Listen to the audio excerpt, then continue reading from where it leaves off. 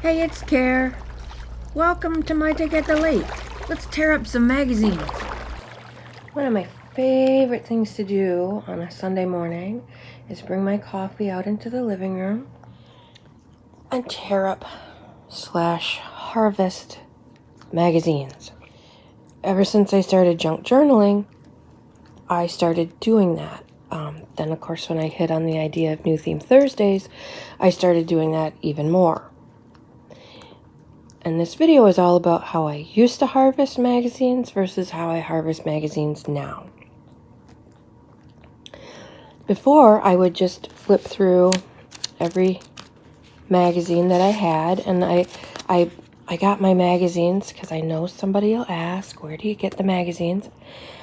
This summer of 2020, during the first major COVID lockdown, our library was going through a renovation, a complete, total renovation. And they were going section by section by section and keeping the stuff that moved a lot, getting rid of stuff that wasn't moving.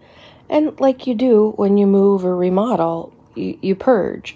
And so there was tables and tables and tables all summer long of free stuff. And of course they have a huge magazine section, and they got rid of oodles and oodles of old magazines. So I would go there once a week and fill my backpack and my bike pack up. And so I got magazines free from the library. Most libraries have a free table. And I think if you ask the librarians what do they do with their old magazines, they might save some for you. Depends on your librarian. Another place I got magazines from was my mom noticed a small little classified ad in the newspaper that said box of women's magazines, current 40 or 50 of them, free for the taking. So she cut that out, and I called the lady, and sure enough, and again, this was in COVID, so God love her, she put it at the end of her driveway, so all I had to do was pull up, pick up my box. No contact. It was awesome.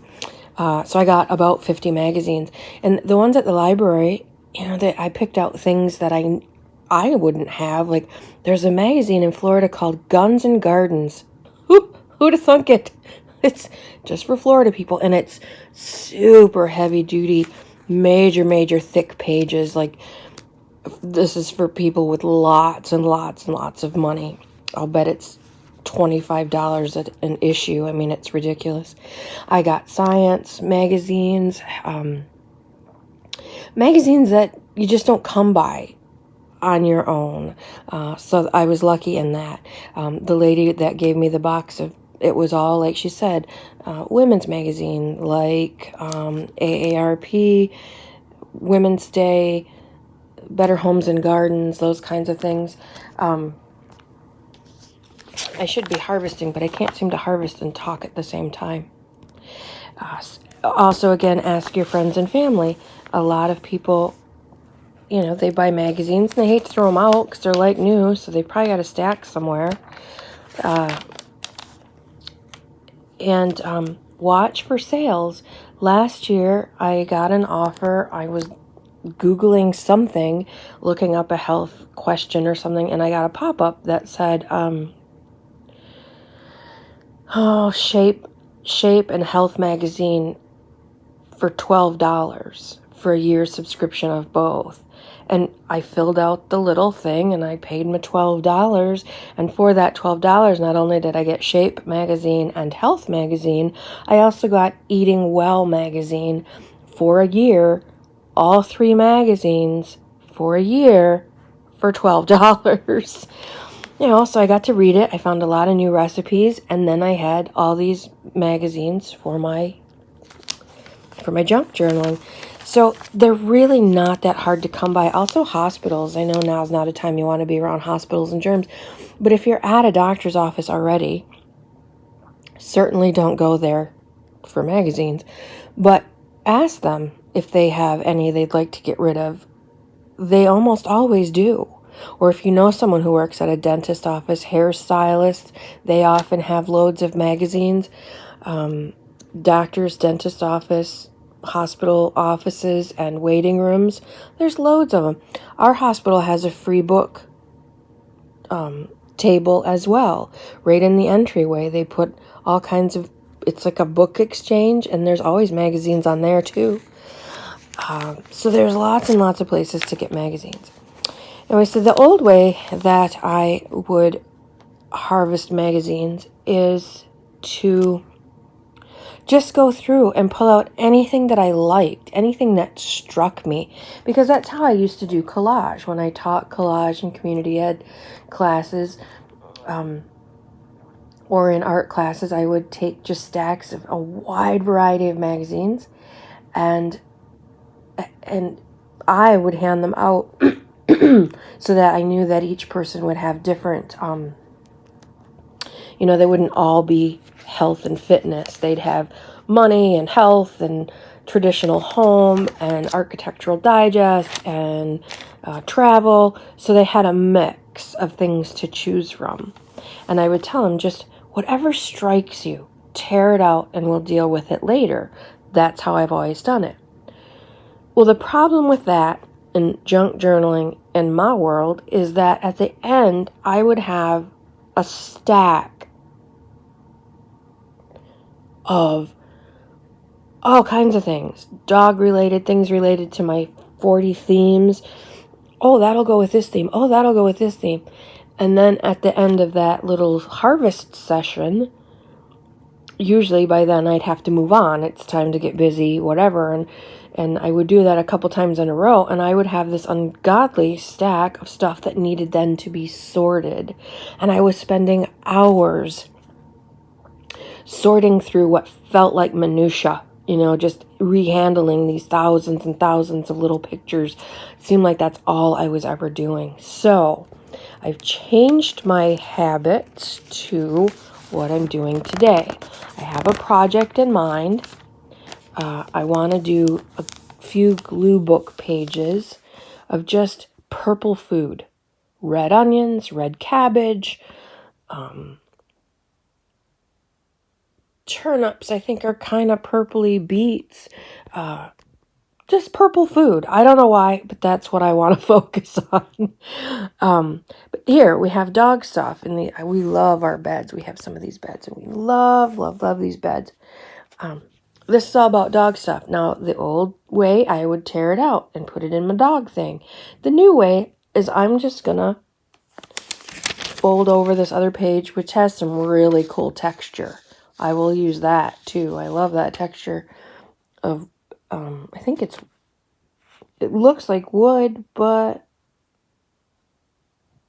I have no idea. Oh, it's vanilla. It's vanilla beans tied together. Still, it looks like wood. I'll use it in one of my lodge journals. I'm just going to mark this page so that when I am looking for dog stuff, the page will be marked. I won't remember where it's at, but all I do is just go, like I did today. I picked a handful of magazines, and I'll go through them, and if I find the dog stuff on my way, well, cool for me. If I don't, I'm sure there'll be another dog journal in my future. So that's the difference. Before, I would just pull out anything and then have stacks of stuff to organize. Now I do it with a specific thing in mind. If I find something, like I like that phrasing, I'll just mark it. Just make a big fold in the page, and now polished and ready to party. So there, I got a couple of cool things. I started a cat hand file because I want to do, she's doing cards this year, and I really, really liked the color one, and I didn't do it. So instead of doing the cards with her this year, I'm going to do last year's color color spreads, because I just think that was so much fun. And so stuff like this, it's a real pretty teal color. You don't come across that color very often. And it's kind of a fun pattern, even though it's germs. I will mark that and come back to it. Because today we're only looking for purple fruit. The other day I was looking for something else. What was I harvesting that day? Boy, I can't remember. It's just a couple days ago. And there was purple fruit everywhere. And that's probably why today I want to do that. Because I ran into so much purple fruit. And I just thought, purple food. I just thought it was so fun. And so far, not a purple food in this.